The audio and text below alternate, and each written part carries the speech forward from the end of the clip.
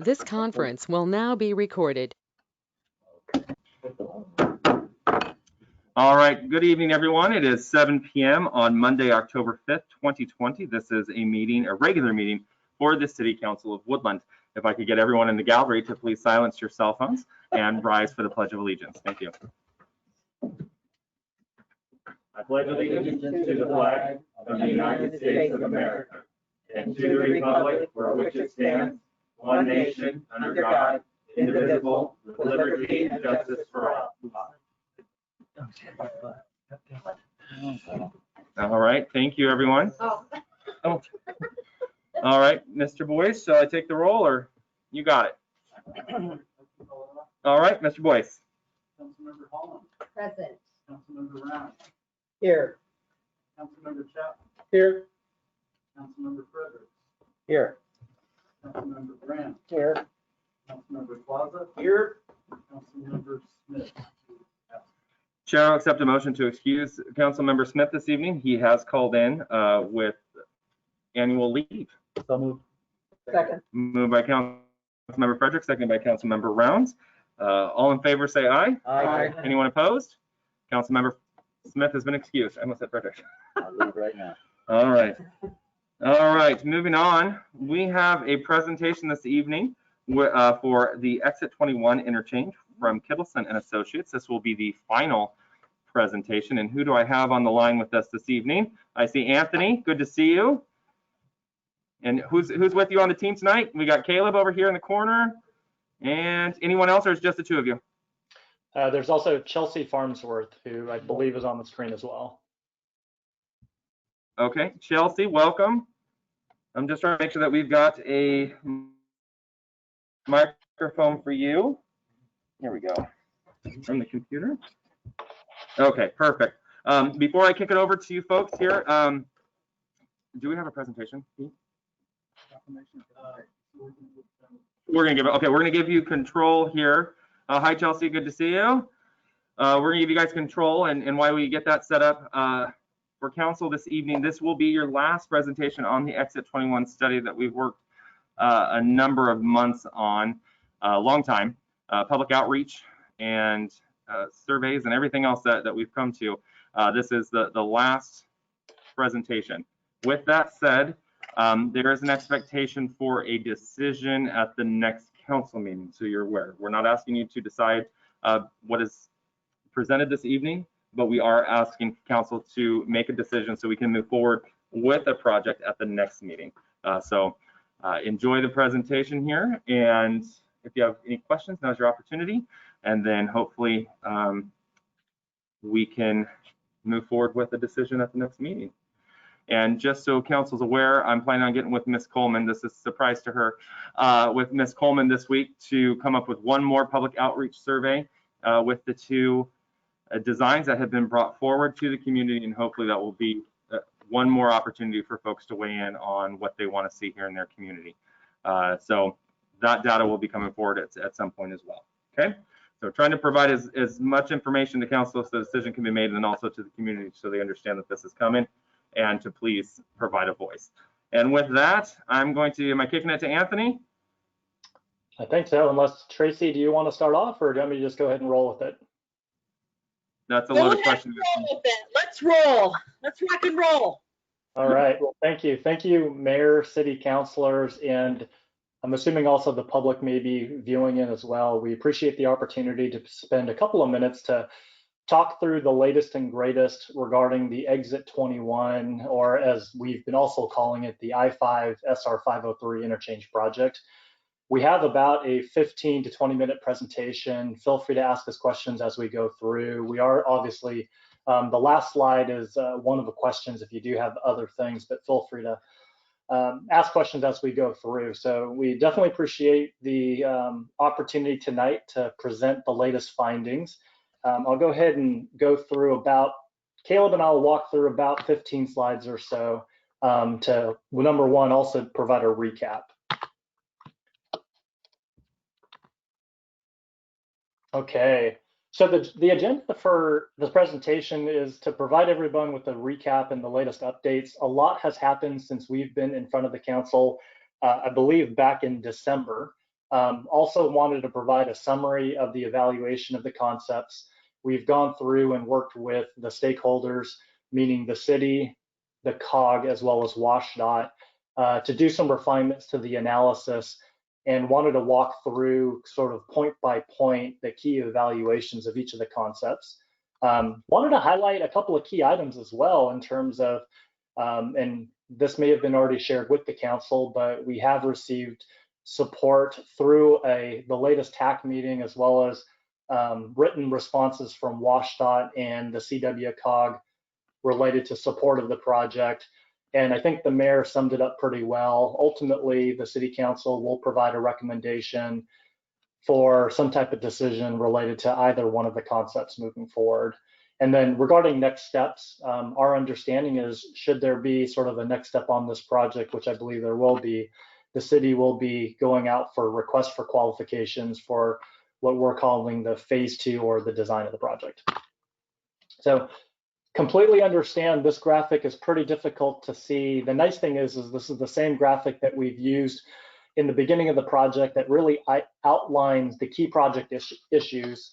The color coding is what we used with this group, as well as the information that we had shared with the public at numerous open houses, as well as city council meetings, planning commission meetings, as well as I know the city staff had done some outreach throughout the life of the project. But some of the key issues related to, I know this group's pretty familiar with, is just the general congestion of the interchange.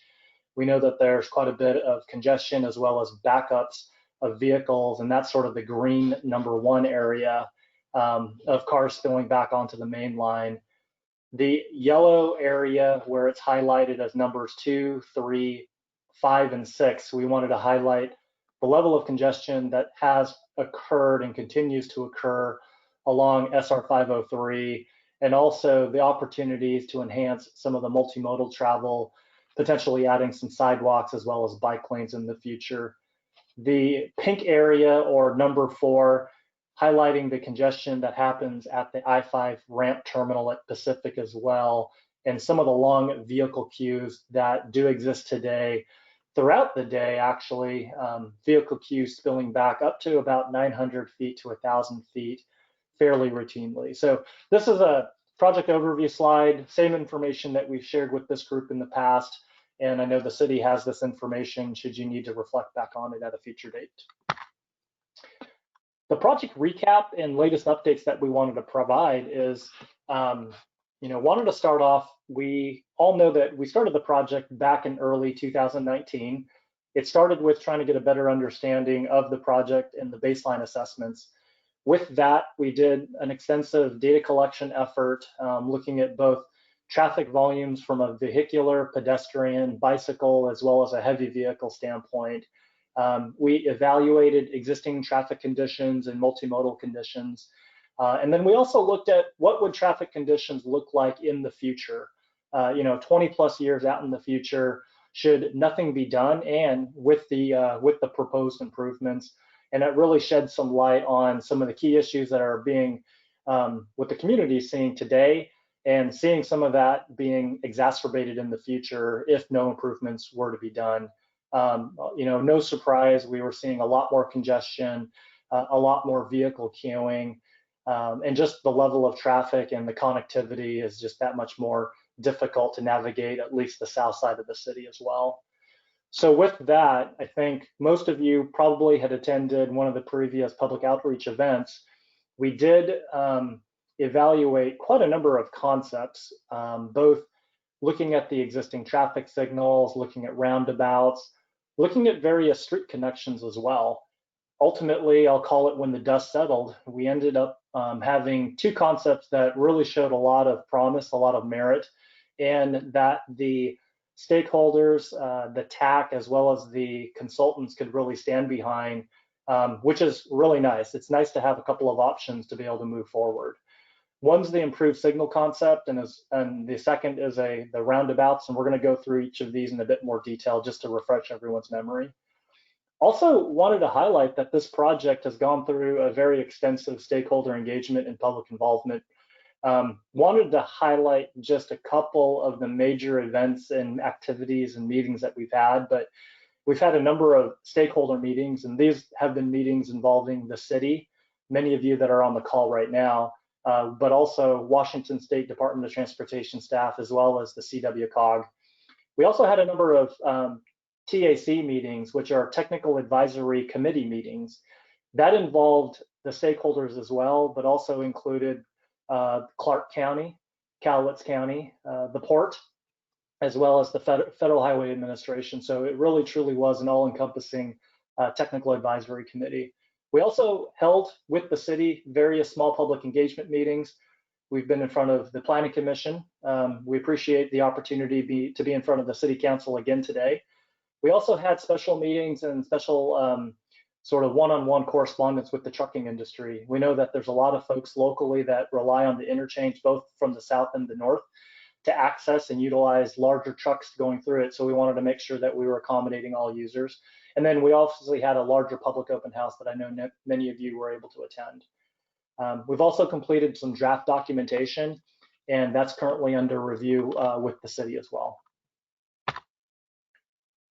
So these next two slides are the two concepts. The one that you're seeing in front of you is the improved signal concept. This is the same schematic conceptual design that was presented in front of this group as well as at the public meeting back in February. So we haven't made any modifications to this one.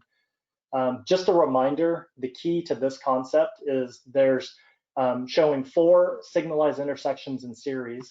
I think everyone is well aware of the traffic signals that are at the 2 ramp terminal intersections. So if you're traveling on I-5 and you exit northbound, you'll run into a traffic signal. So this concept tries to improve the signal at the northbound ramp terminal as well as the other adjacent signals.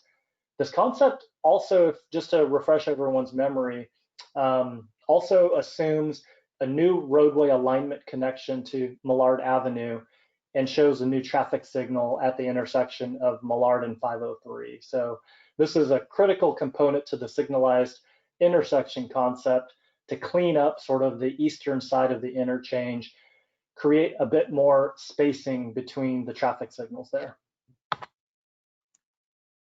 The other main concept that we've been in front of the group as well is the roundabout concept. So this is one where we have 3 roundabouts in series.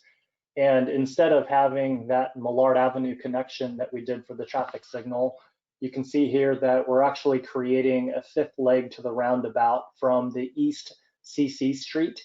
So that provides a 5th leg to the roundabout and basically takes out some of the Millard Avenue traffic that the other signalized concept shows as well. So wanted to highlight a couple of elements, not necessarily to either the concepts, but when we were last in front of the group and since today, what we ended up doing was we did some more refinements on the traffic operational side that Caleb will walk through in a minute as part of the evaluation.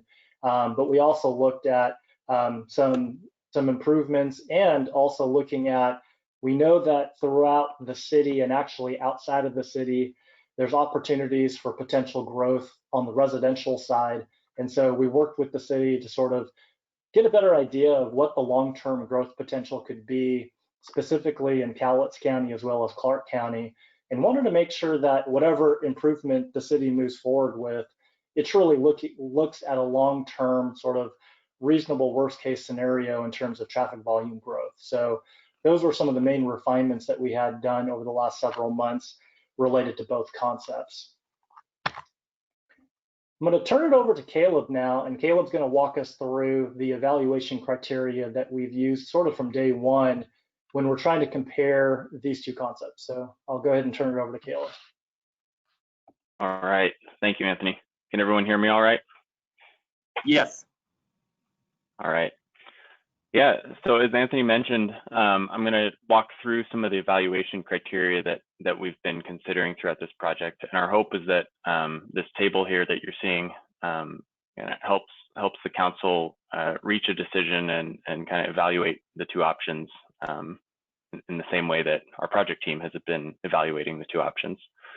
So we're going to start here. The first one is traffic operations. And Anthony, if you could flip to the next slide.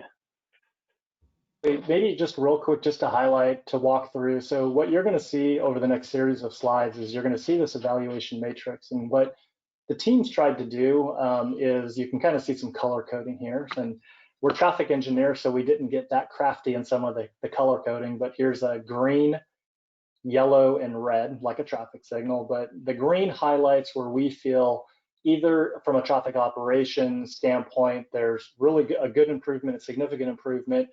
And when you see later down in the criteria, you'll see a couple of evaluation criteria that are called community support, local industry support. The green, yellow, red, you'll see at the tail end of it, it talks a little bit about was there strong support, sort of moderate support, or really no support. So as Caleb and I walk you through the next series of slides, you'll see the color coding kind of pop up as you go through, and you will be able to see visually how we were evaluating or how we were comparing each one of those. So just wanted to give you a backdrop as Caleb walks through the next series of slides. Yeah, thank you for filling that in, Anthony. Yeah, so the first one here, we're looking at traffic operations, kind of referring to the, reducing congestion and delay that we're seeing at the interchange. You'll see we ranked both options here as green, and as Anthony mentioned earlier, that's based on kind of all of the studies that we've done, assessing, existing traffic volumes, looking at projected future traffic volumes, and kind of tweaking our concepts along the way and coming to the conclusion that we really do have two viable alternatives here from a traffic operations standpoint. Both options are projected to operate well and limit queues, and the main thing here is they're expected to prevent traffic from backing up onto I-5, which was one of the main drivers of this project in the first place. Next one we're looking at is bike and pedestrian connectivity. This is a criteria that has been a pretty strong part of this project since the beginning, since some of the first meetings that we had. It's important to encourage bike and pedestrian travel throughout the city, and we know that this interchange here is one of only 2 locations in the city to cross over the I-5 main line. So we need to make sure that there is a safe and easy way for bikes and pedestrians to cross I-5.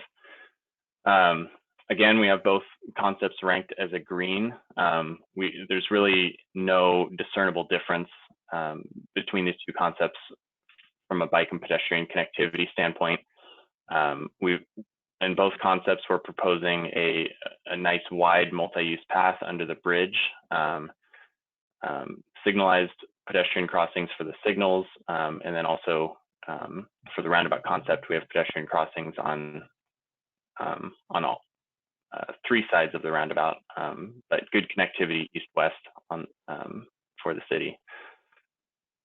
The next criteria we looked at is safety. This is obviously another really big one that we want to make sure we're taking into account. You'll see we have the roundabout ranked as a green, and the improved signal ranked as a yellow. And again, that's not to say that the improved signal is unsafe. We don't believe that by any means. But what we're trying to do here is just kind of note the differences between the roundabouts and the improved signals. One nice benefit of roundabouts, as they've been studied, is that they've been shown to provide some pretty nice safety benefits, significantly reducing the likelihood of severe crashes, just because of the slow speed environment that they encourage. So this has been an ongoing topic in our conversations with WSDOT too. This is a large reason for WSDOT's strong encouragement of roundabouts as alternatives at intersections. Moving on to looking at system-wide circulation. This is one where it may help us actually to look a little bit at the concepts, but they're both ranked green because really both concepts are maintaining the traffic circulation that the city has today. Some of the earlier concepts we were looking at, maybe considering rerouting traffic or creating one-way streets to try to relieve congestion. None of that really ended up being what was recommended as one of the preferred alternatives. So both of the alternatives that you're looking at stay would largely maintain current traffic patterns and just help to expand capacity. Next one that we're looking at is right-of-way feasibility. This is another one where we think both are feasible, but we do want to point out some of the differences between the roundabout alternative and the improved signal alternative. And Anthony, maybe if we could flip over to the improved signals concept on this one. But looking at this concept first, there are some right-of-way, I guess, potential anticipated right-of-way challenges with this one, especially with the Millard Avenue connection over there. See, the road wouldn't necessarily be seriously impacting any businesses, but potentially requiring, you know, some negotiations for that area. Other areas of the project is largely staying within its existing footprint. So no real right-of-way challenges anticipated for the rest of this concept. To compare that to the roundabouts that we look at now, using this concept, we entirely avoid the need to do that Millard Street connection, as Anthony mentioned. So as a result, it tends to simplify the right-of-way process and negotiations. One thing to note with the roundabouts down at Gorig and Lakeshore, the smaller single-lane roundabout, there is an empty property down there in the southeast corner that is currently slated for a new library for the city. And project team has been in contact with the library group, and the library group has indicated they'd be you know, willing to work with whatever the city decides to do at that location. So while some right-of-way would be required from that corner, it's not anticipated to be a challenge for the project. I think that covers the right-of-way discussion. Next one we're looking at is estimated costs. Again, we've got both of these ranked as green because they are very similar in cost. We're seeing, as you see down there, we're seeing a estimated cost range of about 13 to 15 million for both of these concepts. And the important thing to remember with this figure is for an interchange, for nearly a complete interchange redesign, this would be considered a pretty good price to do it at. One of the things we talked about early on in this project was we don't want to impact the I-5 bridge, because if we impact the I-5 bridge, that cost goes up pretty significantly. So looking at these costs for the two roundabouts, we feel they're comparable, and the cost itself isn't necessarily going to be, you know, a factor to decide one versus the other. But as we'll talk about in a little bit, construction phasing and the available funding may be a factor to consider as we move forward. Hey, Caleb? Yeah. Did you say I-5 bridge? Instead of, Yes. I think you meant the overpass. Are you talking about the overpass? Yes. Yeah. The overpass. clarification on it. Mm-hmm. Yeah.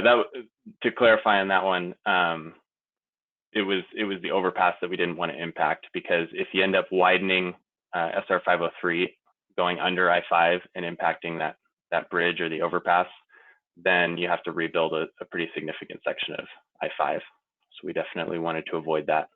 Thank you. No problem.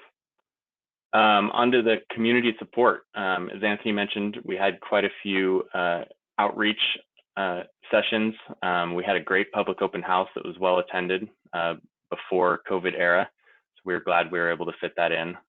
We got lots of feedback, and overall, it was good feedback. The community seemed excited that, you know, we were looking at solutions to this interchange. The majority of folks would seem to support either option. There was, you know, some folks that supported one versus the other, but reading through the feedback cards that we got, there was no real discernible preference towards one or the other. It really was split pretty 50-50. So that was, you know, good to get the community feedback in that regard. The other outreach we did, as Anthony mentioned, was local outreach to the local trucking industry. We had a meeting specifically with companies that operate out of Woodland, and I want to say there were 10 to 12 companies represented there. You'll see here we've ranked the signals option as green and the roundabouts option as yellow. The reason for that is because there were a few trucking companies in Woodland who regularly transport oversized loads that saw the roundabouts as kind of introducing additional challenges to them getting their loads in and out. That being said, the majority of folks acknowledged that or noted that they would be okay with roundabouts and they could support either option. But we definitely wanted to follow up further with the individual companies who were more concerned about the roundabout concepts. And we did, and I just want to say on this, we did look pretty in depth at some of the large trucks that they were bringing through, and have been able to show that these roundabouts wouldn't preclude any trucks that currently are able to make it through the intersection. So that's definitely something that if this option were elected, definitely something we'd pay close attention to moving forward. Now, the last category we looked at is the construction phasing and schedule, and there's several nuances to that we want to discuss a little further, and Anthony is going to go into that in a little bit more detail. Yeah, thanks, Caleb. So I'm kind of looking at the criteria there for the construction phasing. You'll see that the improved signals is shown as green, and then the roundabouts is shown as yellow. There's an asterisk within the yellow, and it reads dependent on available funding. So going through the slide, the improved signals concept, and I'm going to bounce back and forth between this slide and the concepts. The improved signals, we do see the ability to construct the project in phases, while on the roundabouts, you would likely need to construct all the roundabouts at the same time. And I'm going to go ahead and flip to the signals and kind of explain what we're talking about. So here's the signal concept again in front of everybody. And if you look at I-5 and SR 503, which is the Lewis River Road, you'll see this concept calls for 4 traffic signals, all in series. The ability to construct this project, we see you could probably do it in a couple of phases. The first phase, what we would probably look at is doing I'll call it the east side of the interchange. So if you look at all of the improvements on the east side of I-5, so that would include the northbound off-ramp, the new traffic signal at Atlantic, as well as the Millard Avenue connection, and the new traffic signal at Millard and SR 503 Lewis River Road. So we feel confidently that you can do this in phases, and that could be what could be considered a phase 1. And then, depending on available funding, depending on construction season, so on and so forth, the city could come back and, whether it's a year from now or X number of years, it really depend on timing and funding availability. You could come back and really look at those improvements on the west side to be able to upgrade the traffic signal at Pacific Avenue and 503 and the southbound I-5 ramp, as well as installing a signal at Lakeshore, Go Rig, and Buckeye. So this one, you could go back and sort of, I'll call it piecemeal, or what we call, phase construct the project in multiple phases, depending on what available funding's there. As Caleb mentioned, we're estimating this concept to be roughly between 13 and 15 million. So depending on if for some reason the available funding wasn't available within the next year, 2, 3, 4 years, you could phase construct this out, and I think there's a bit more options. On the roundabout, a little bit of a different story. Really, at the end of the day, the strength of also the signal and the roundabouts is to be able to kind of keep traffic flow moving, making sure that queues don't spill back into adjacent intersections. And so with the roundabout, we really do need to look at, the ability to kind of construct all 3 roundabouts at the same time, meaning we don't necessarily see an option of being able to come in and construct the east side of the interchange and just do the one roundabout and leave, for example, Pacific and 503 as a signalized intersection. some of the concerns is that, you know, if you left it as a signal while that roundabout's being constructed, or even after the roundabout's constructed, would be the potential for vehicle queues spilling back from the traffic signal into the roundabout. And so there could be some operational concerns and issues that come up. So we really see the roundabouts as definitely a viable option, but I'd say the big question is that, is there the available funding potentially in the near term to be able to construct all 3 roundabouts at the same time? So going back to the slide, this is where and why we color coded it the way that we did, the improved signal green, because of the ability to construct in phases, the roundabout in yellow with an asterisk that says likely need to construct all roundabouts at the same time. Now, if the funding's available soon, you could probably move forward with either one, but knowing that, you know, one of the key drivers of this project is to improve the operations and safety of exit 21, and specifically the northbound off-ramp, and to really prevent the northbound queues from spilling back onto I-5, depending on the available funding, the traffic signals, you may be able to do that, I'll call it sooner, if the full funding isn't available today. So if for some reason available funding was half of what the projected cost could be, you may be able to go in, do half of the signal concept, really improve that northbound off-ramp operations and safety, and then depending on when additional funding is available, you may be able to come back and do the rest of the signal concept. We really feel for the roundabout, like I said, you likely need to construct all the roundabouts at the same time. And so that last bullet, available funding is a key driver toward the schedule. It all depends on sort of what the schedule is, what the need is, and what available funding could take place. So that's kind of the big one we wanted to save for last. And that's obviously a conversation that the council can have as well. So this wraps up the formal portion of our presentation. I'm going to kind of pause on this slide because this one gives the complete picture in terms of the evaluation criteria. So I guess maybe, I don't know, if I turn it back over to Mayor or Tracy?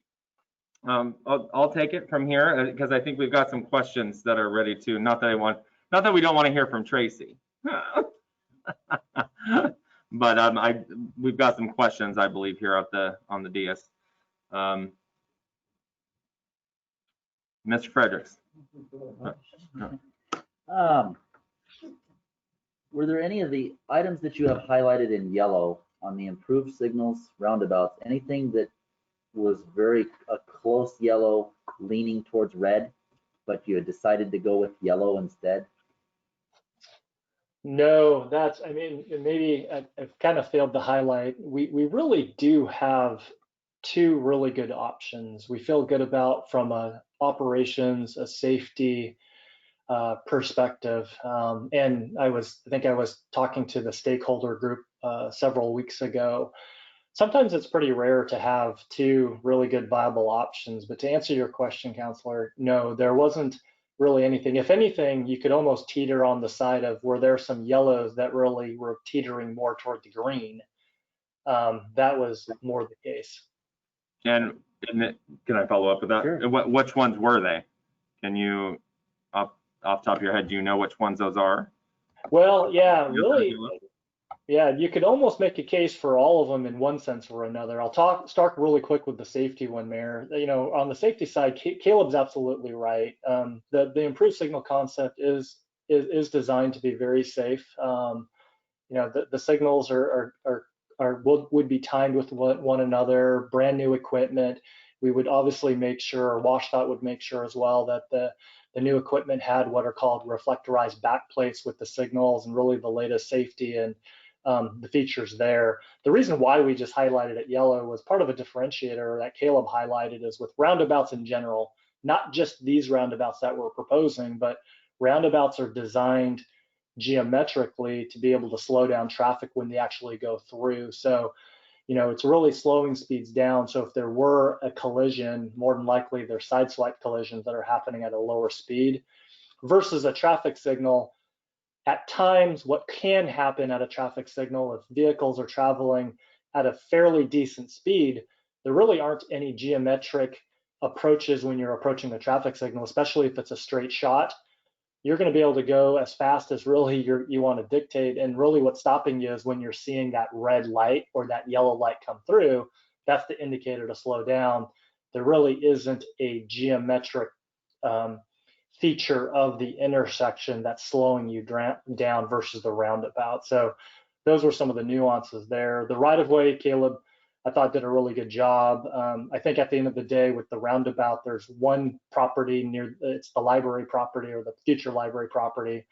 The reason why we highlighted the improved signal yellow there is with the Millard Avenue, and I believe all three of the property owners or representatives from the property owners were at the open house as well.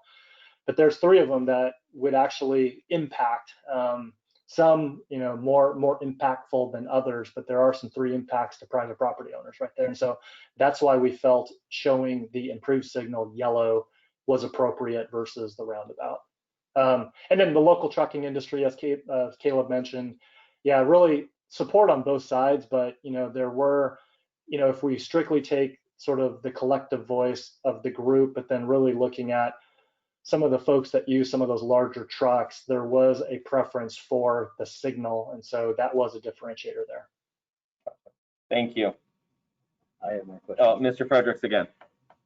So the state legislature years ago gave the city some money to study the feasibility of a crossing over Scott Avenue, over I-5 actually. And knowing full well, I think at the time that the Washington Department of Transportation never envisioned that or did not support that. And so in my mind, it was a total waste of taxpayer money because the Washington Department of Transportation seems to have more power over what gets done from a transportation standpoint than our legislature. There seems to be a disconnect there. Having said that,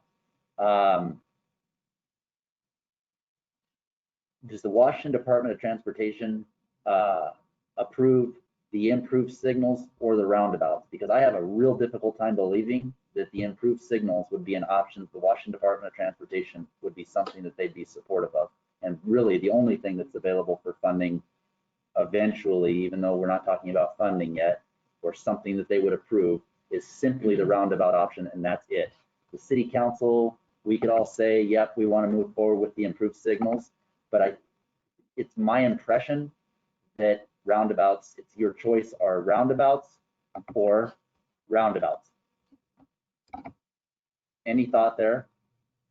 Yeah, that's a great question. And I may quickly turn this over to Tracy because I think Tracy's been the one that's having the most correspondence. But at our last stakeholder meeting, the intent was to vet both concepts again and this was WashDOT as well as the city, as well as the COG, and maybe this is where Tracy can jump in as well, but I believe WashDOT's supportive of both concepts from the standpoint of they see both as being viable options. Tracy, do you want to elaborate?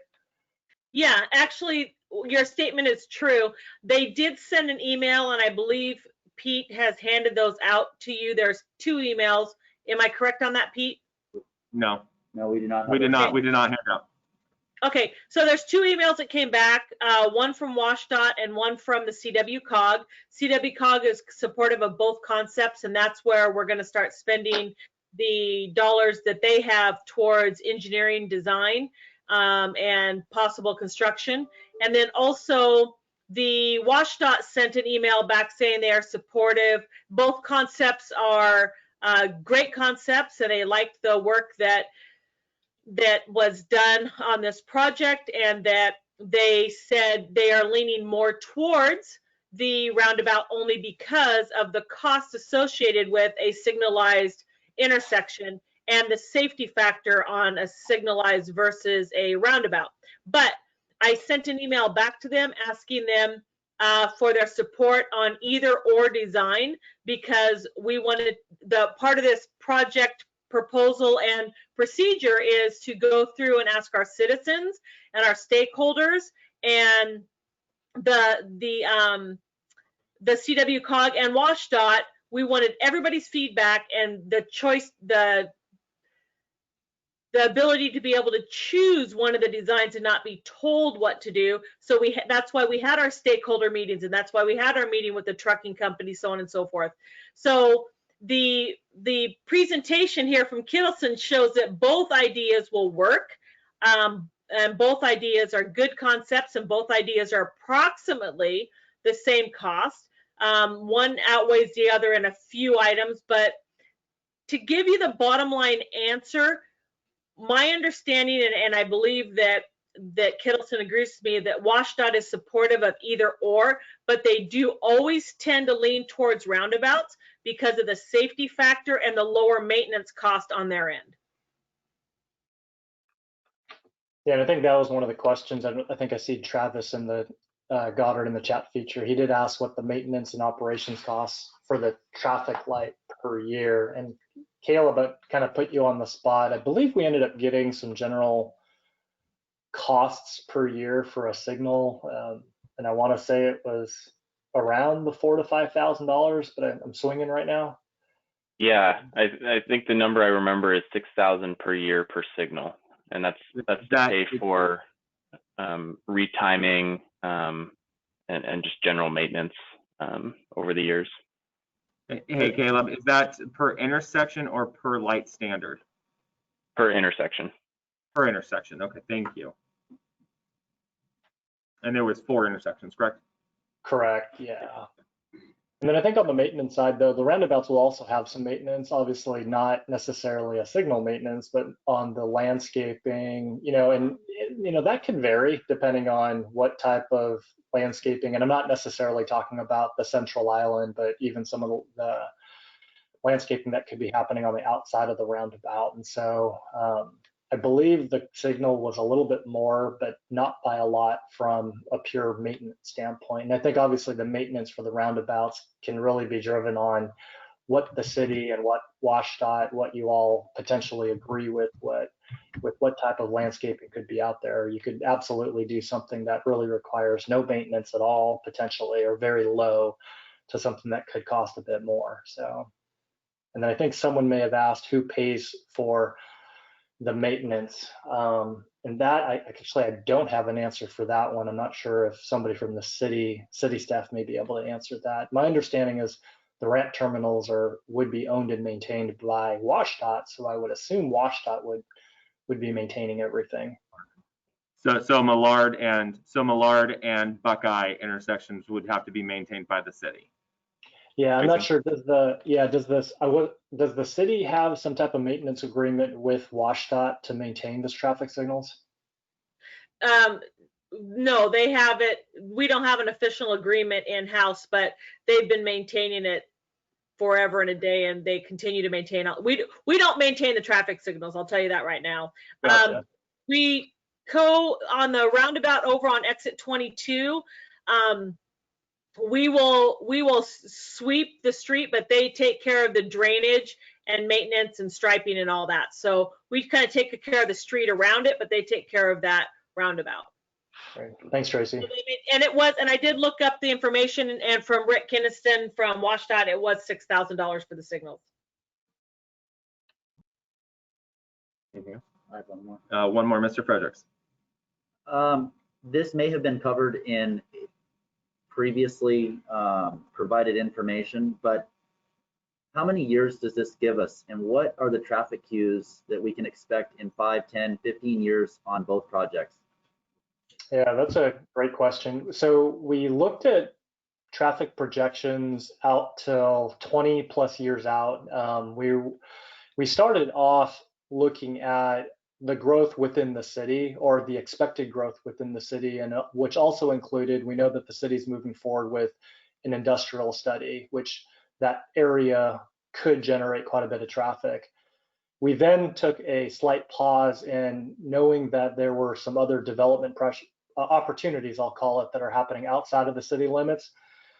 This is where we worked with the city, as well as a transportation group that is a subconsultant to Kittleson on this project, to look at future forecasts based on a couple of the residential growth scenarios And it sounds like there's a couple of areas outside of the city limits that have the potential of future single family homes or some type of residential that could also use exit 21. So long story short, our horizon year for our study, we looked at a 2040 horizon year. And so under the traffic operations and the graphic that you see in front of you, we're showing green.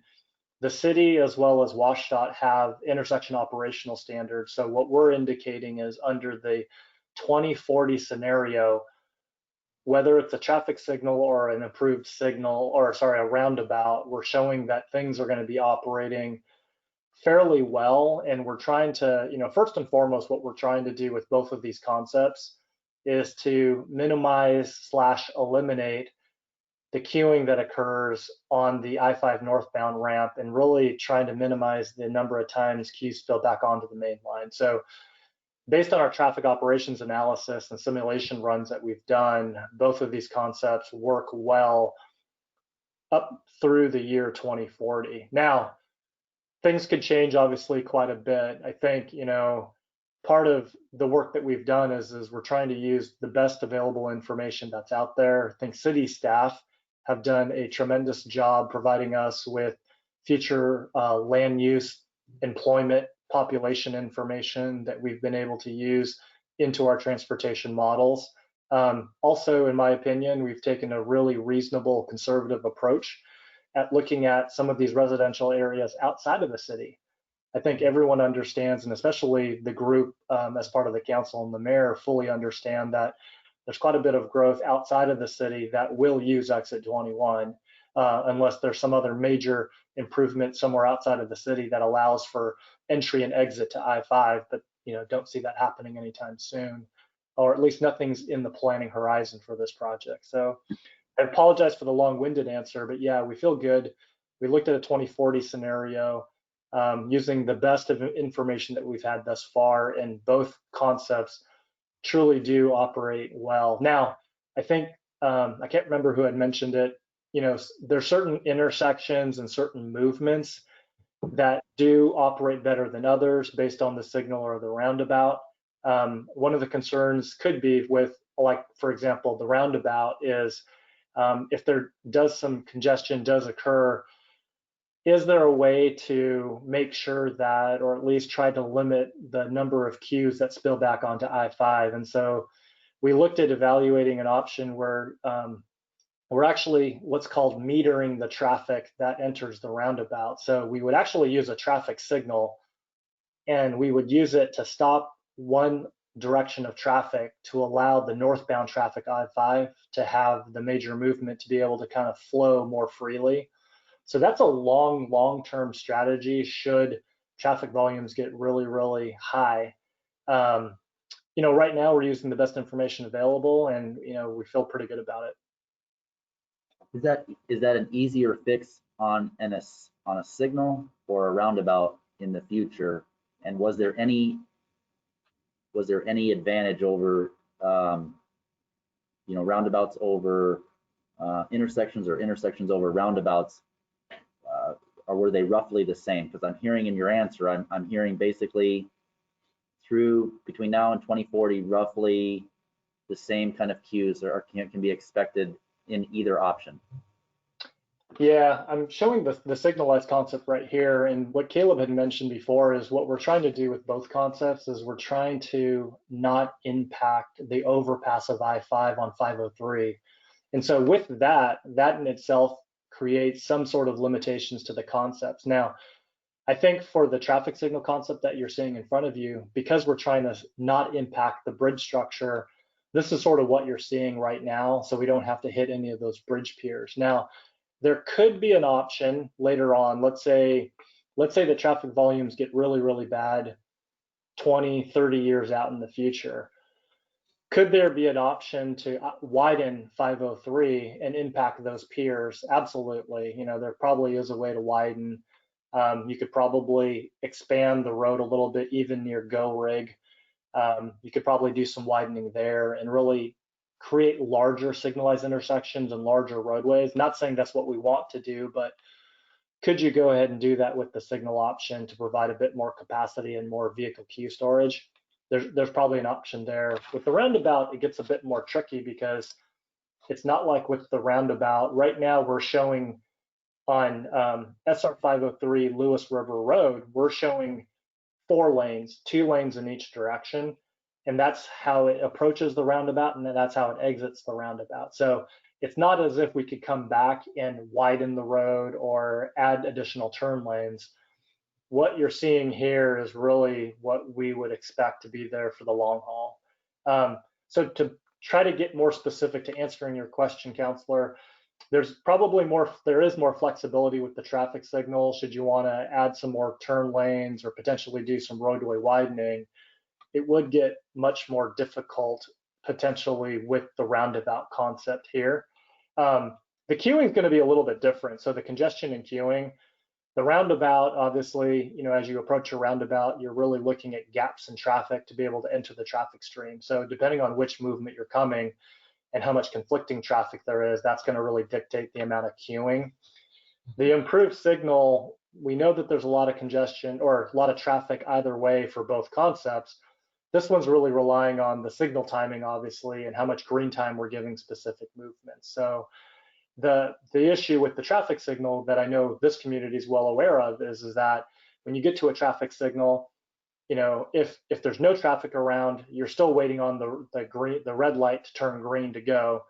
With the roundabout, if you get up to the stop bar, the yield bar actually, and there's no conflicting traffic, you're going to go ahead and go through the roundabout. So inherently, we are predicting a little bit more queuing that's going to happen with the traffic signal, especially under, I'll call it, heavier congested times, because queues are going to spill back and the flow is going to be really dictated on how much green time we're giving certain movements.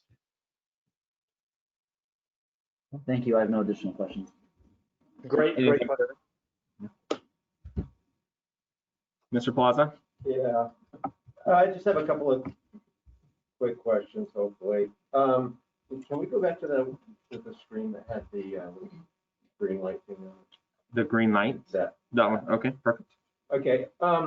If I remember right, and I might have misheard something, but under system-wide circulation, you guys had said that under both of those programs, the improved signals or the roundabouts, that traffic on the side streets on Goreg and Pacific and everything, that's going to be the same as it is now. Did I hear that right?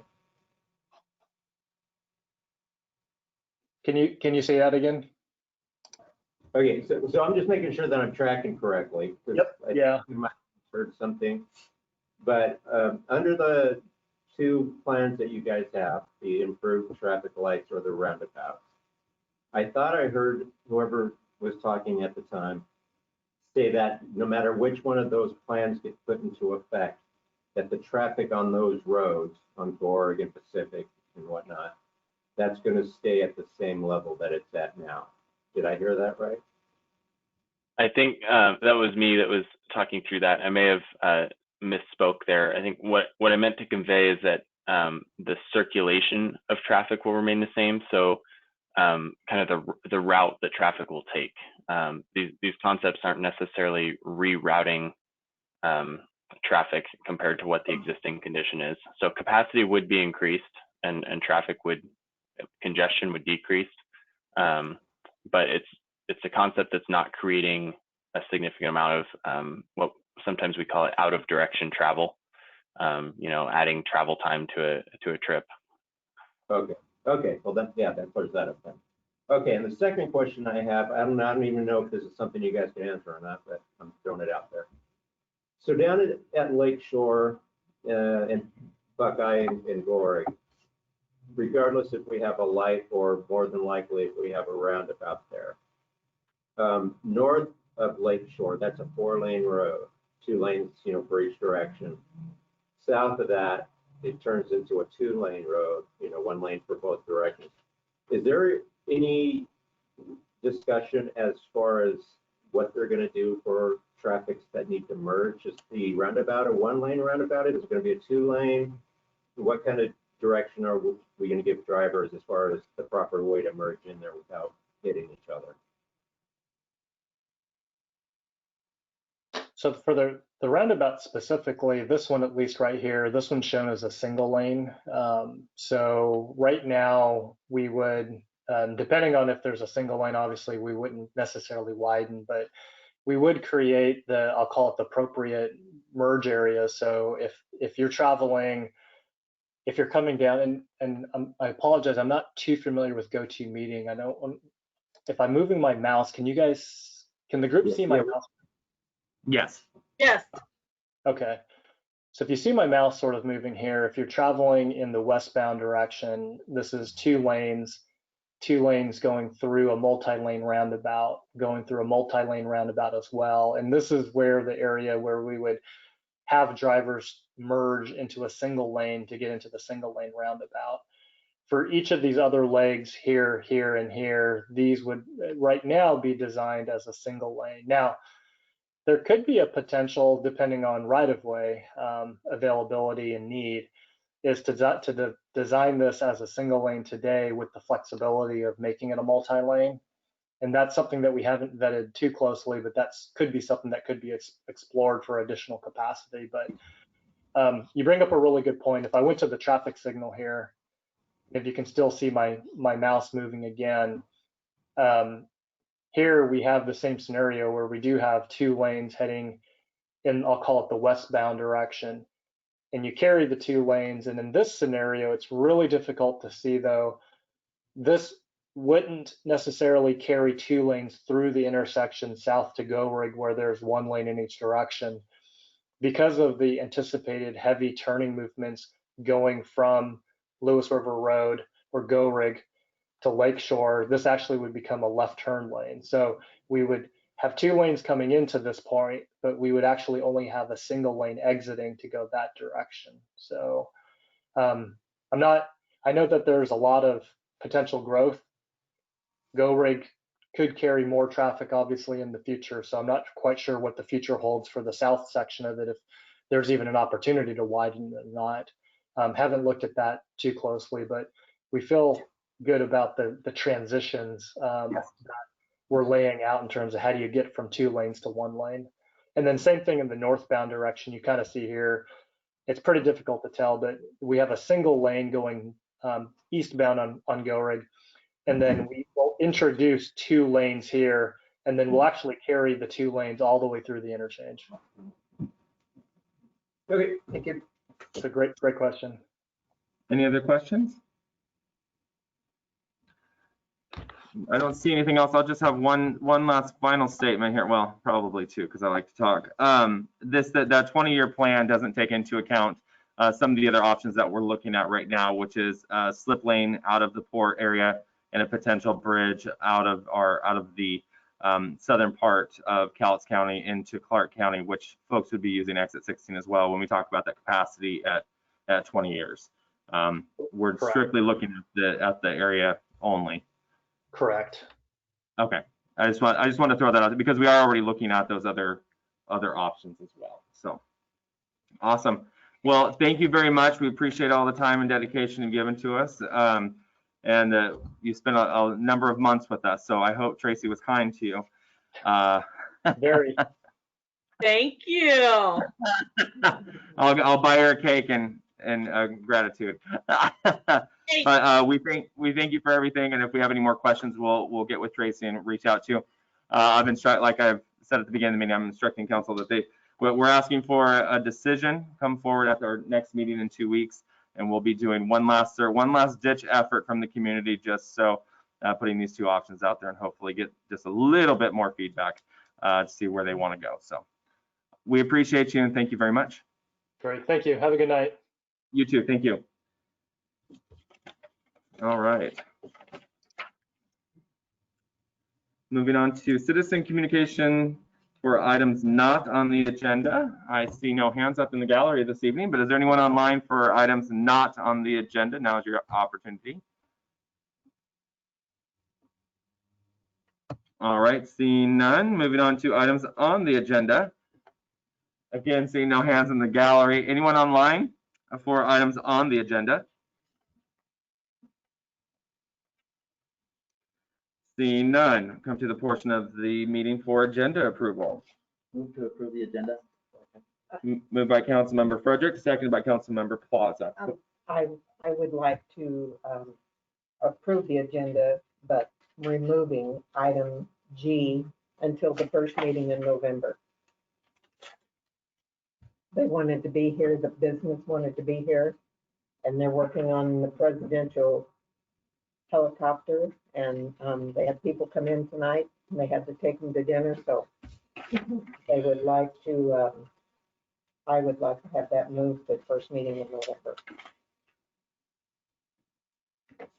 Well, there's a motion to approve and it's been seconded. So I would actually like to discuss it before we get to that. So My only issue is there's misspelled business names on here. So before we approve it to give somebody money, I guess their name should be right. Give them who money. we can pull, when it comes time to that, Yeah, we can pull, Okay. we can pull D because that's on the consent agenda. okay. I'm not suggesting one way or another approving or denying G, but I think you should discuss it. Okay. Motion on the floor to approve the agenda, seconded by Councilmember Frederick, seconded by Councilmember Plaza. Mr. Boyce, will you please take the roll? Councilmember Rounds, No, Councilmember Chapman, Aye. Councilmember Frederick, Aye. Councilmember Graham, I, Councilmember Plaza. All right, agenda's been approved. 5 yeses and 1 no. They missed me again. Oh, 5, 6. How'd I get? Councilmember Holland.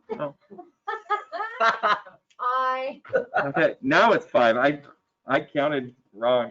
I didn't take my shoe off that time. I apologize. Thank you. Thank you for voting tonight, Mrs. Holland. I appreciate you. And that's still 5 yeses and 1 no. Moving on to reports of City Council. I don't- nothing to report. I don't have a report. I got a question from Ms. Coleman, but I'll wait for Public Works. Okay. All right, seeing none. Moving on to reports of standing committees, Finance and General Government. Ooh, that's me, I should get it together. We met this evening at 5:30. We reviewed the sales tax September monthly report. We're up $11,000 year over year without I can't say the name, but without a very large RV business. But overall, Miss Holland, do you remember what the number is that we were total, put you on the spot? 35,000 roughly, 36,000 over. over. So we're to the good from a sales tax standpoint. We reviewed the August financial report. The utility bill online payment fee waiver. We also discussed that. It's roughly $5,400. Are we reimbursing ourselves for CARES Act money for that? Can we? Maybe. It's a great question. Is there any left? Yeah. Okay, great. Super. That's a great question, Mr. Fredericks. I didn't even think of that. I got 2 great questions a day. That's about it. Wow, So if we could check on that, that that's would a be great great. question. Let me see. Utility rate study and stormwater utility formation. We have action coming on that with a public hearing scheduled for November 16th. Our audit for the 2019 period began the week of 9/8/2020, and it's in process. And our audit costs for 2021 are going to be held the same. So we're not getting an increase there. Our 2021 preliminary budget will be distributed by the city administrator, Mr. Boyce, along with the budget calendar, which I believe is in the agenda tonight. We had one large leak adjustment that we reviewed. They repaired, followed the appropriate process, and we issued a credit, the city issued a credit on that. And the CIAW insurance renewal is coming up for our November Finance Committee meeting. That will require action from the council. We also requested, the committee requested to move forward hotel motel funding and 2020 chamber invoice 3 of 3. We We sent that to council, so it's coming to council. There was no recommendation either way, but we did bring it forward. Will be coming forward for consideration at the next meeting. And that was it. Our meeting was adjourned at 6:04, and our next meeting is scheduled for November 2nd, 2020 at 5:30 p.m., and it will be done remotely. All right. Questions for Mr. Fredericks? Seeing none. Human Resources. Okay, yeah, we met today at 6. Wasn't really a whole lot that we went over. Only thing that really was really noteworthy is that the police officer guild president has been hired by another police department and is no longer here.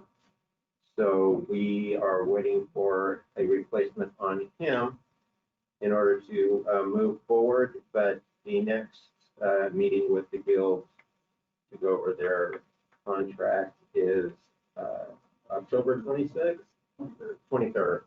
And so hopefully we'll have a guild president in place by then and we'll be able to move forward on things. So that was about it. And our next meeting is on November 2nd. And we're going to start having our meetings at 6 o'clock. And it looks like it's going to be remote as well. All right. Questions for Mr. Plaza? Seeing none.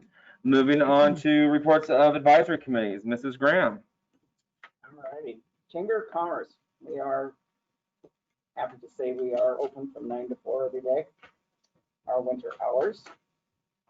We have a political discussion tomorrow with Dennis Weber. He's running for county commissioner. His opponent is not able to attend apparently, but Mr. Weber is willing to take questions. So if anybody has any questions, send them to the visitor center or the Mrs. chamber Miller. office to answer to our executive director. And then we are still waiting for confirmation for the candidates for the Secretary of State on the 13th. And we have still time on the 21st, excuse me, the 20th. That's the wrong date now. I don't know if we'll have legislative at that time or not, but we're keeping our fingers crossed. And due to the COVID restrictions, the chamber unfortunately will not be able to host the downtown trick-or-treating event that we usually have every year, but we have been told that there are a few businesses downtown that are going to go ahead with that. So there will be some form of trick-or-treating. And then we have online at the Woodland Chamber website forms for people to nominate employee, business, and citizen of the year. So think about that, and so we can honor these people in our community. And let's see, that's it for chamber. All right. Thank you, Mrs. Grant. Mr. Fredericks, question. Question, will the city be handing out candy or is that? The mayor will be, The mayor will be. not at City Hall. Not at City Hall. Okay, that's great. Super. And I've been speaking with the police chief Hand up masks. about maybe possibly doing a drive-through here at the police station instead. So nobody's actually coming into contact. So giving candy through the car perhaps. So more to come. There is a local business that is organizing. So more to come on that. But yes. And Miss Woodland will be making an appearance during the pass out of candy. Just I may have a line on how to get her there. So. Yeah, she will.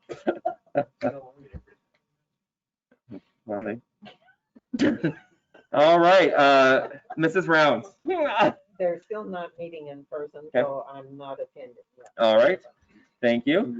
Mrs. Graham, downtown, Woodland Revitalization. Downtown, we had a remote meeting just this afternoon. And the committee has had about 3 meetings that there have been a lot of discussions going on about different things that we can do. for downtown revitalization, and a lot of it's come about because we have received CARES Act money, and we know there's deadlines that is to be used on.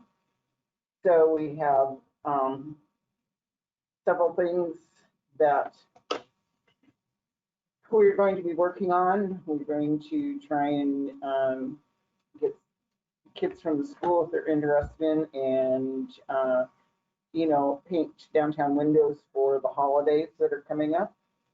And then we are working on, thanks to Ms. Coleman, of installing some nice poles and getting some new banners, and they will, the banners that downtown businesses can put up their, you know, schedule their banners promoting their downtown business activities, etc., so on and so forth. And the money between what is available and what we have through CARES Act money, there is no additional cost to the city. And it is nice, we've talked about downtown and the city, and also hopefully when I talk to my chamber board, that possibilities of the chamber becoming involved in a couple of activities. So that'll come to them next week. Good. Questions for Mrs. Graham? I have one. Yes, So, Mrs. Holland. did the downtowners buy the PA system with the CARES Act money? I thought that's what that was the thing that Ms. Coleman was after. Ms. Coleman? Yeah.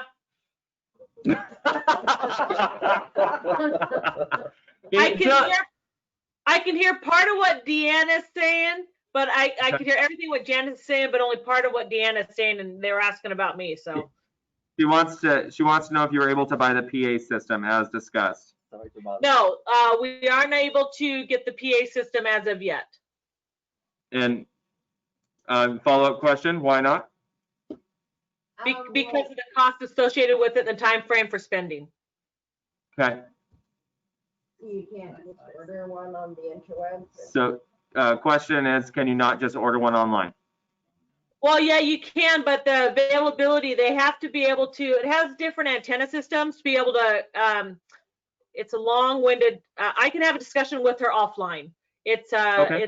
it's convoluted. It is not just as easy as putting something up. You have to have a grid system, has to go on certain poles throughout the city, and we have a curve in our downtown. So it's not that simple, but it doesn't mean that it can't be done, but not in the time frame that we have for the CARES Act money. Okay, thank you. Did that satisfy? You need more? You just hook up. I'm good. Okay, she's good. All right, thank you. Any other questions for Mrs. Graham or Ms. Coleman? Okay, thank you. Moving on to reports of city officers, as just stated, be participating in Halloween with Miss Woodland. Location to be determined. There's local business putting the map together of those other businesses that will be participating. That will be happening on Friday the 30th, not on Halloween, but Friday the 30th. Normally it happens during the week right after school, so I'm anticipating it to be somewhere between the 3 and 5 o'clock hour is what I'm hearing. So more to come. So we're doing Yes, Friday. Friday. My boss wants to know, so he still from 3 and 5 down. Yes, as normal. I think it's usually between 3 and 5. Yeah. And other than that, Mr. Boyce. Okay, so we're still looking for members at planning commission. So still don't have any applications to advertise. There's also vacancies on the lodging tax advisory committee. Reach out to folks on that. Tonight, we're going to be handing out the preliminary budget, waiting for it to be delivered here. What you're going to see tonight is all the numbers. It's a balanced budget. We have the new software this year. If you remember back last year's school purchase, with some technical difficulties, we're going to have a much easier to read and more informative packet ready for you coming next Monday. We have our first budget work session scheduled for the 12th at 7 p.m. So this information you're going to get tonight is going to be some small print. I apologize for that, but we'll have a much better product with graphs, even a few pictures, and eventually what we want to try to do is give council access to the website so you can go in and drill down into more detail. When we do the presentation, I'll have it up on the big screen and we'll show you some of the functionality. We'll also have hard copies then eventually what we want to do is open it up to the public and not just have the annual budget up there, but other financial documents that they can explore and look at the big picture, go down into the nitty-gritty. So it's coming. We're in the middle of the audit right now. So we've been doing a little bit of double duty with the budget prep and the auditors. So that's moving quite nicely. In the package here, you can see the upcoming meetings for budget. So at this point in time, council starts meeting on a weekly basis until the budget is complete. Beware of dates, and I'm hoping there's going to be a smooth budget process. There will be some discussion points, such as we have the Proposition 1 money for the law enforcement Woodland. So we have the budgeting for 3 new positions in the 2021 budget. 2 full officers and 1 administrative sergeant. So those are in there. And staffing's still an issue. We're still not bringing back the folks that we laid off in 2021. So we'll be discussing that in more detail next week. So that's all I have at this point. If anyone has any questions, I will put them in. Seeing none. Just something about the date. Is it next Monday? Because Monday is a holiday. Is Monday a holiday? Yes. Yeah, it's Veterans Day or not Veterans Day. Columbus Day. Columbus Day. Mr. Chapman was just saying, I said, no, it says it's a Canadian holiday. Thanksgiving. No. in Canada. The city does not observe it. Okay. Oh, okay, so we can meet then. Okay. I don't know who he is. Okay. That's on Stefan Union Television. All righty. Thank you. No, they're not union. Okay. Pete's not union. He'll be here. More than happy to do.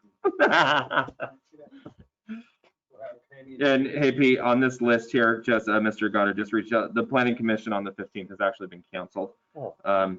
So that can be scratched off. So do not put that on your radar. Is that because they don't have enough members? Mr. Goto, is it because you don't have a quorum for the planning commission?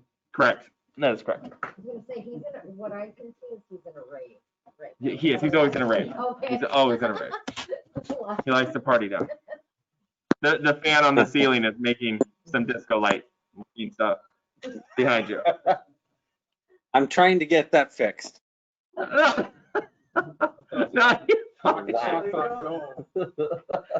Mr. Boyce. Sorry. That's all. All right. Any other questions for Mr. Boyce? The team's been working very hard on the budget, and we're excited to give it to you. So, all right, moving on.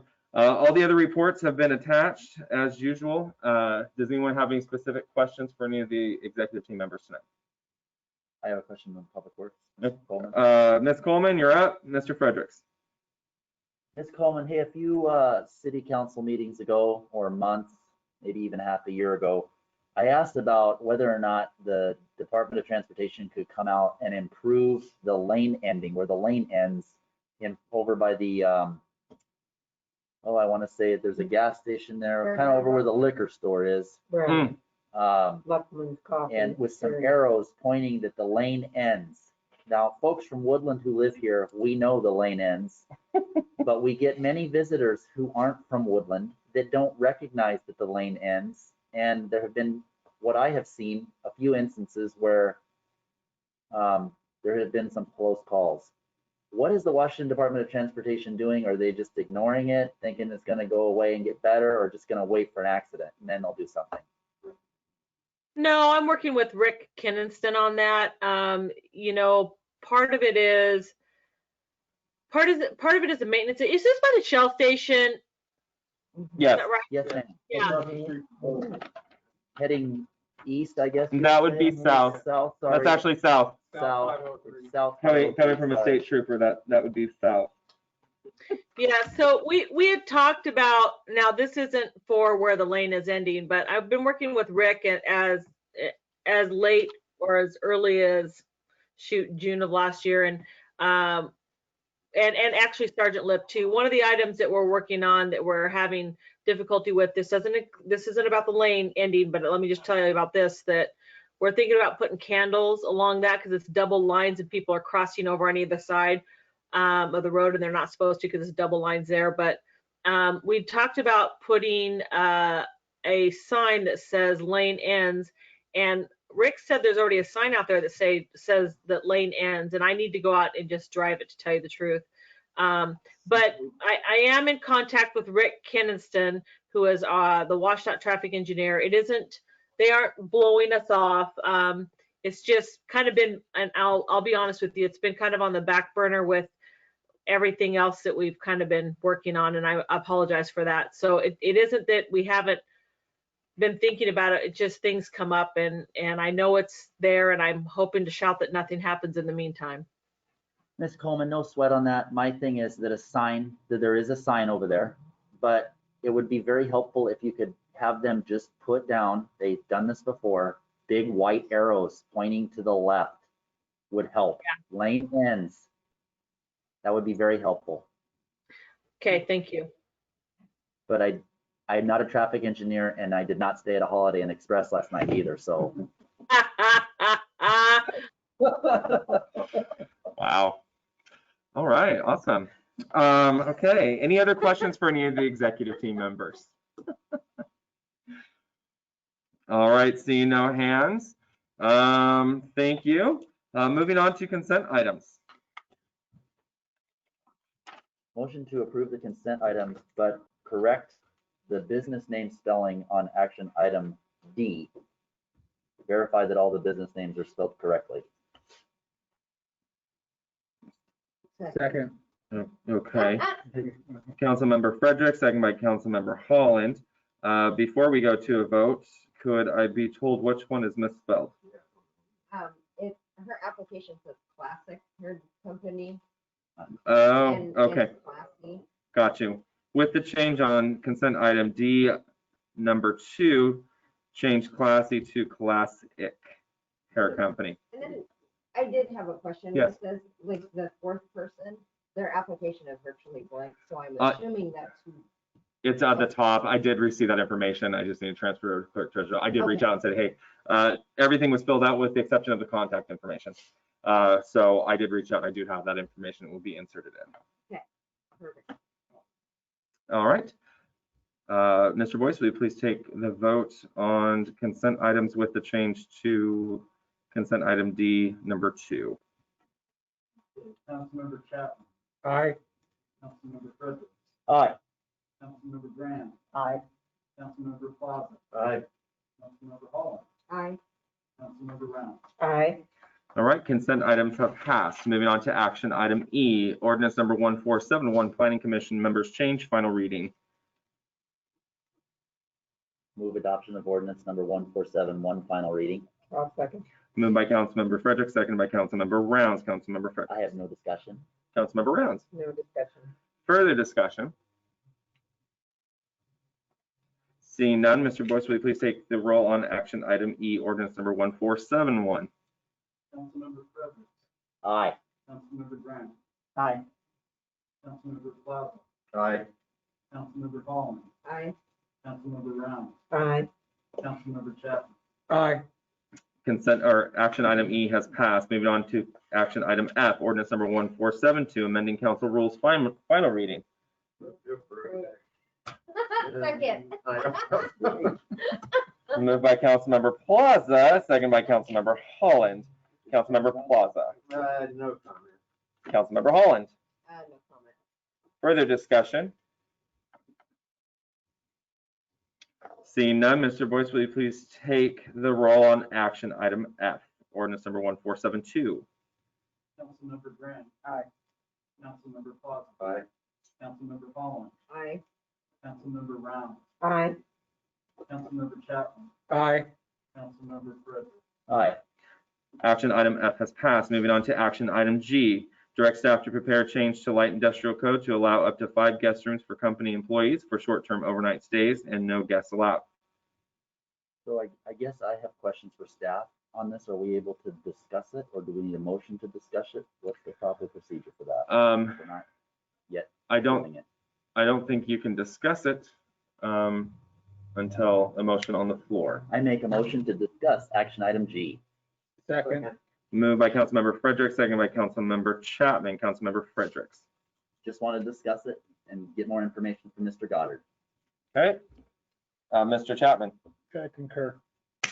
Okay. Mr. Goddard.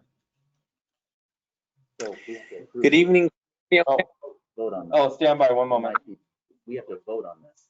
On to talk to Mr. Goddard? Opening it up to discussion. Opening up to discussion with a motion in the Oh, second. yes. We just didn't take the vote. There might be people who don't want to vote for it. Oh, I see. So then To yes, discuss it. Got yes, you. no, Got maybe you. I I'm don't sorry. wanna discuss I'm it. sorry. I misread the motion. Got you. Further discussion on the motion to discuss action item G. We need to take the vote. On, No, I think you just need to vote now. I just need a vote. Okay. Yes. It's Clerk, one take the roll, difference. please. I don't, a motion to discuss is just all in favor. Aye. Sure, if you want to be. Mr. Boyce. You always throw me Councilmember for Plaza. Aye. Councilmember Holland. Aye. Councilmember Round. Aye. Councilmember Chapman. Aye. Councilmember Frederick. Aye. Councilmember Grant. Aye. All right, the motion to discuss action item G has passed. Mr. Goddard. Can you hear me okay? Yes. From your first person, yes, I can. He's on there twice. Oh, he is. Oh, Do you have yes, any go ahead. questions? I do. Mr. Fredericks. Can you, I'm assuming that you know this, you know what is attempting to be done here? Sure. This came up when the fire inspector was doing some work at a business in the industrial district, and they came across some spare office space that was being temporarily used for housing for what's in planning is called transient housing, meaning that it's not residential, but it's more just for the occasional use. And they brought up the issue that it did not meet code for being used for living space, transient living space. And so the business owner had contacted me at the city, and we had a discussion about conversion of the building for residential purposes. And in response to that, I pointed out that the building code and the fire code is only half of the problem, because our industrial code does not allow for residential uses or living in the industrial district, except for resident caretaker and security. And those are limited instances where housing can occur in the industrial zone.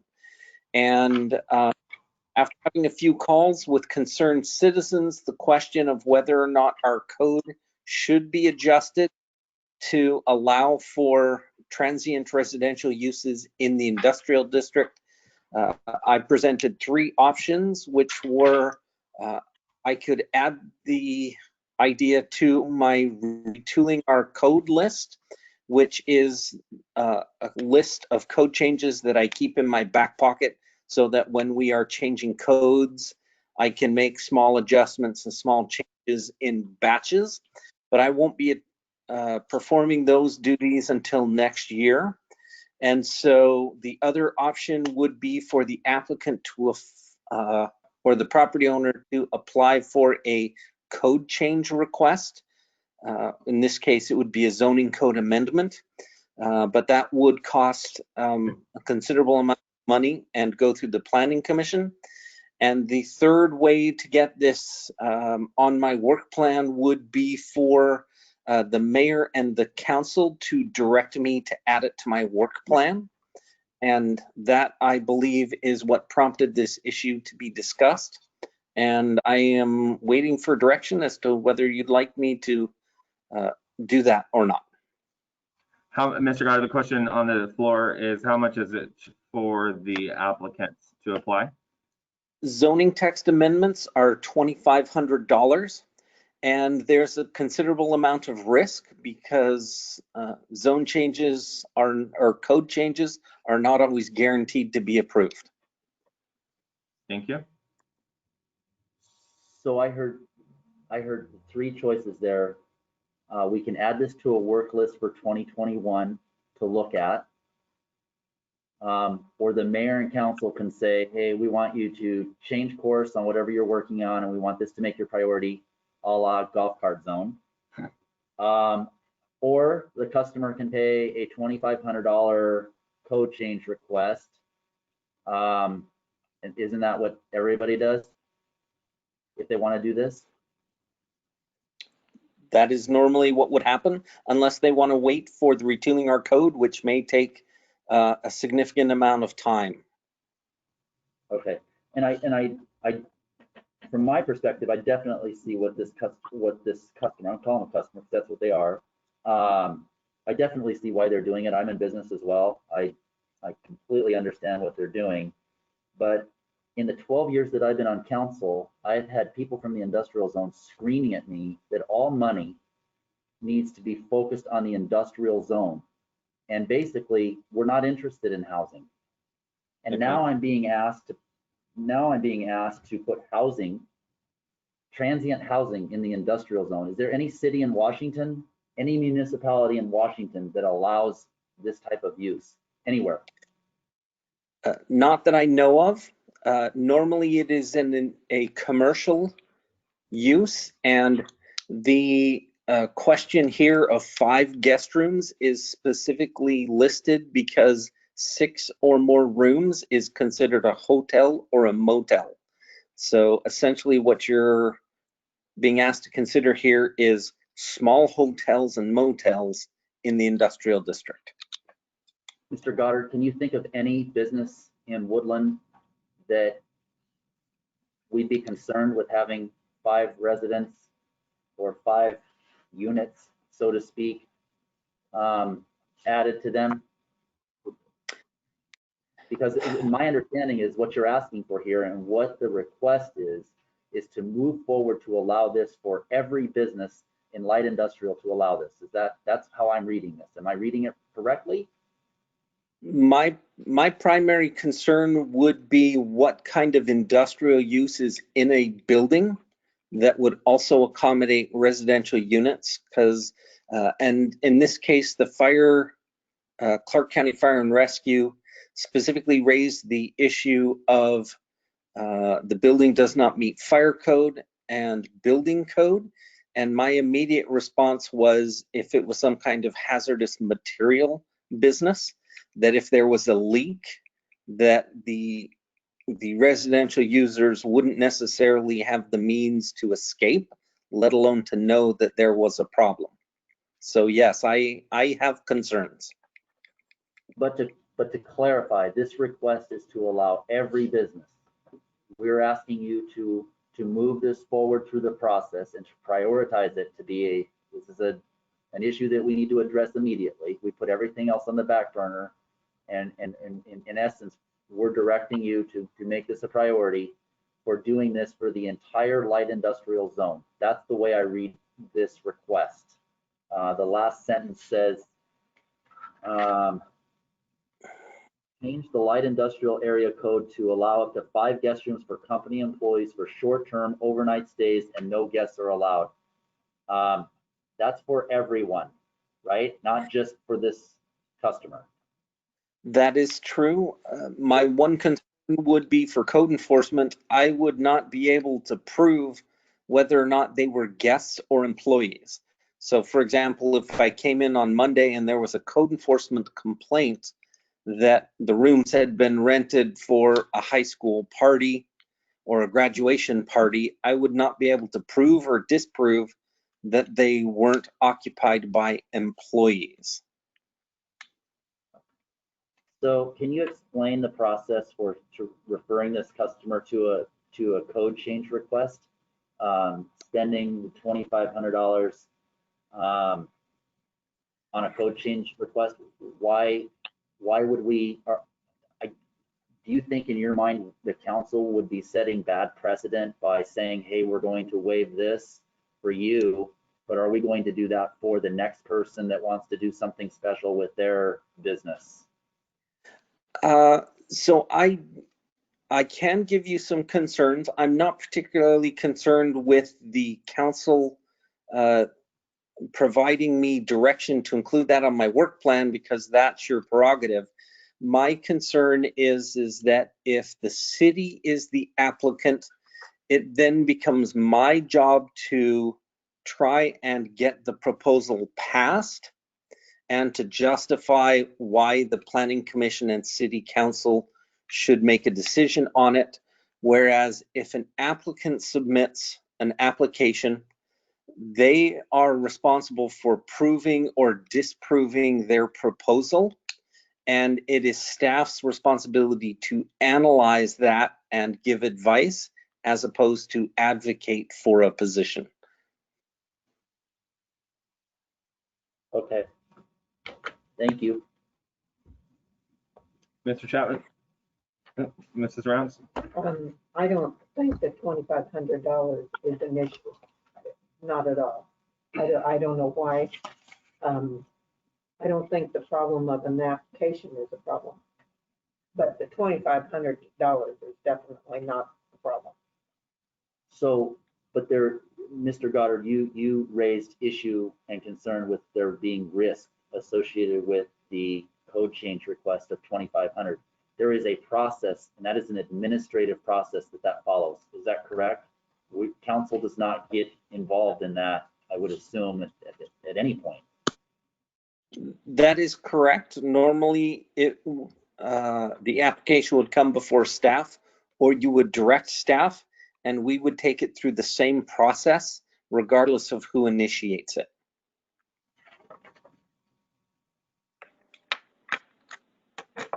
Okay. Then I guess it would be, I guess I'll wait for further discussion on it, but it would make sense to me that we follow the existing process that's outlined, and the business in this case would apply for the code change request and follow the appropriate administrative process that is already done, that's already set up for this. And Ms. Rounds, who submitted it, said she doesn't think that there would be an issue with that. I think it should just go through the normal process of the administrative process. Is that reasonable, Mr. Goddard? I have no opinion on that. Oh, yeah. Mr. Goddard, hey, Mr. Goddard, that was an absolute test, and you passed with flying colors. Isn't he good? Isn't he good? You're really good, Mr. Goddard. That was great. Further discussion? Okay. I would like to make a motion if I may. Mr. Fredericks. I'd like to refer action item G back to staff to prepare a letter to Lifeport explaining the administrative process for a code change request in response to their letter dated September 14th, 2020. Second. Moved by Councilmember Fredericks, seconded by Councilmember Holland. Councilmember Fredericks. Mr. Goddard, are you clear with the request? Yes. Yes, got it. Thank you, sir. Head nod. Councilmember Holland. Further discussion?